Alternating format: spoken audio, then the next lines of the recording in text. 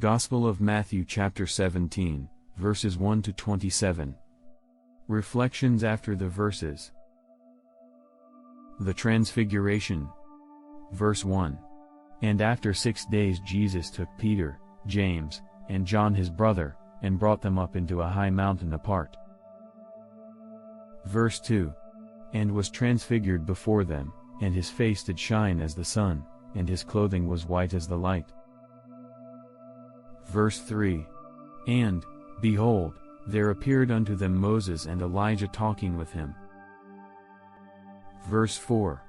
Then answered Peter, and said unto Jesus, Lord, it is good for us to be here. If you will, let us make here 3 tabernacles, one for you, and one for Moses, and one for Elijah. Verse 5. While he yet spoke, behold, a bright cloud overshadowed them, and behold a voice out of the cloud, which said, This is my beloved Son, in whom I am well pleased, hear you him. Verse 6. And when the disciples heard it, they fell on their face, and were greatly afraid. Verse 7. And Jesus came and touched them, and said, Arise, and be not afraid. Verse 8. And when they had lifted up their eyes, they saw no man, except Jesus only. Jesus heals a demon-possessed boy. Verse 9. And as they came down from the mountain, Jesus charged them, saying, Tell the vision to no man, until the Son of Man be risen again from the dead. Verse 10. And his disciples asked him, saying, Why then say the scribes that Elijah must first come? Verse 11. And Jesus answered and said unto them, Elijah truly shall first come, and restore all things. Verse 12. But I say unto you, that Elijah has come already, and they knew him not, but have done unto him whatsoever they will. Likewise shall also the Son of Man suffer of them. Verse 13. Then the disciples understood that he spoke unto them of John the Baptist. Verse 14. And when they came to the multitude, there came to him a certain man, kneeling down to him, and saying. Verse 15. Lord, have mercy on my son, for he is a lunatic, and greatly vexed, for often he falls into the fire, and often into the water. Verse 16. And I brought him to your disciples, and they could not cure him. Verse 17. Then Jesus answered and said, O faithless and perverse generation, how long shall I be with you? How long shall I suffer you? Bring him here to me. Verse 18. And Jesus rebuked the devil, and he departed out of him, and the child was cured from that very hour. Verse 19.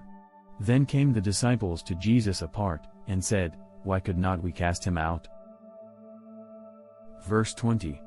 And Jesus said unto them, Because of your unbelief, for verily I say unto you, if you have faith as a grain of mustard seed, you shall say unto this mountain, Move from here to there, and it shall move, and nothing shall be impossible unto you. Verse 21. However, this kind goes not out except by prayer and fasting. Jesus again foretells his death and resurrection. Verse 22. And while they stayed in Galilee, Jesus said unto them, The Son of Man shall be betrayed into the hands of men. Verse 23.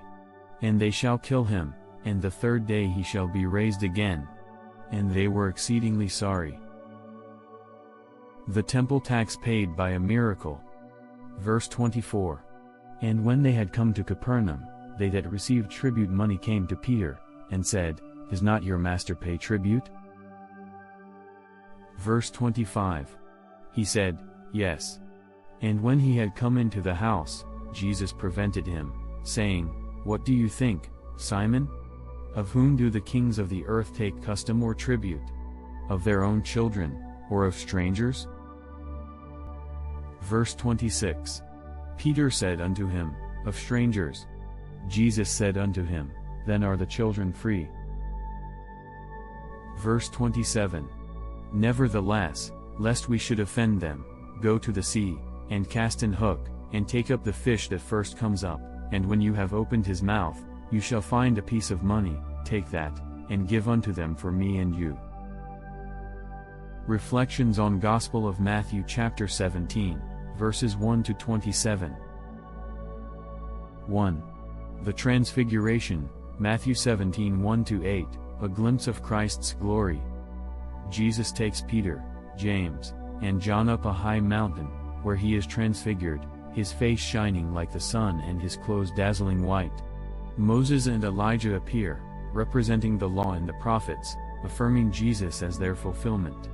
Overwhelmed, Peter suggests building 3 tabernacles, but God's voice declares, "This is my beloved Son, in whom I am well pleased, hear you him." This revelation confirms Jesus' divine nature and supremacy.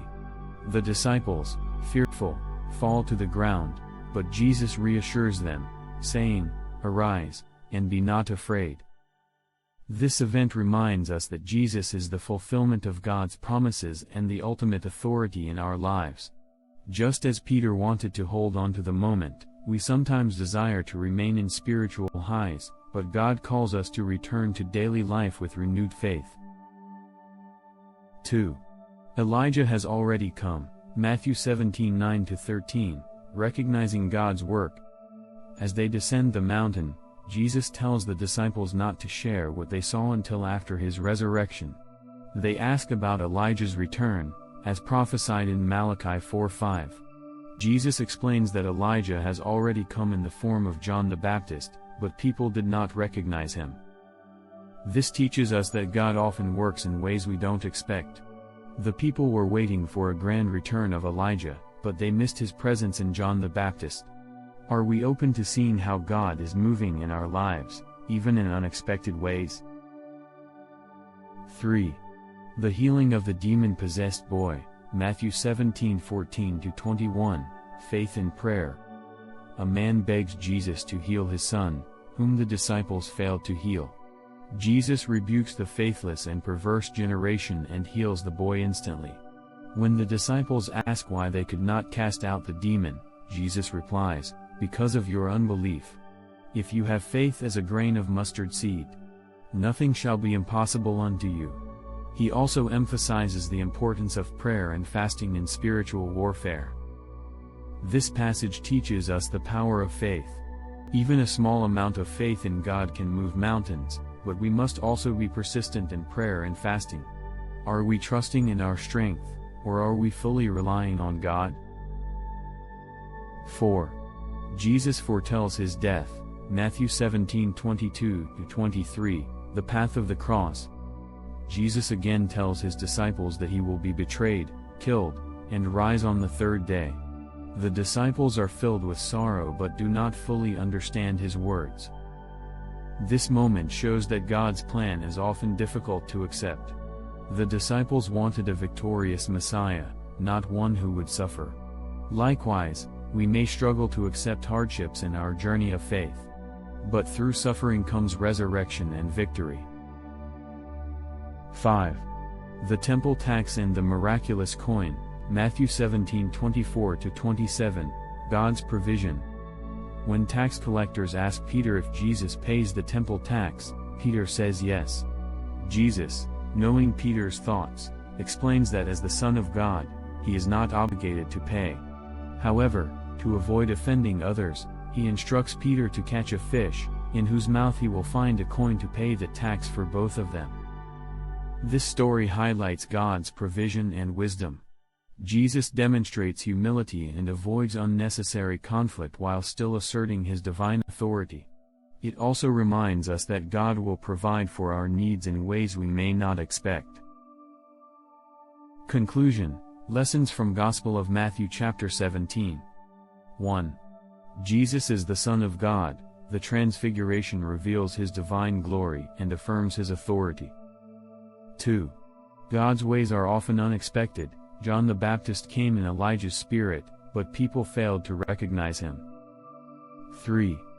Faith, prayer, and fasting are key to spiritual power. Even a mustard seed of faith can move mountains. 4.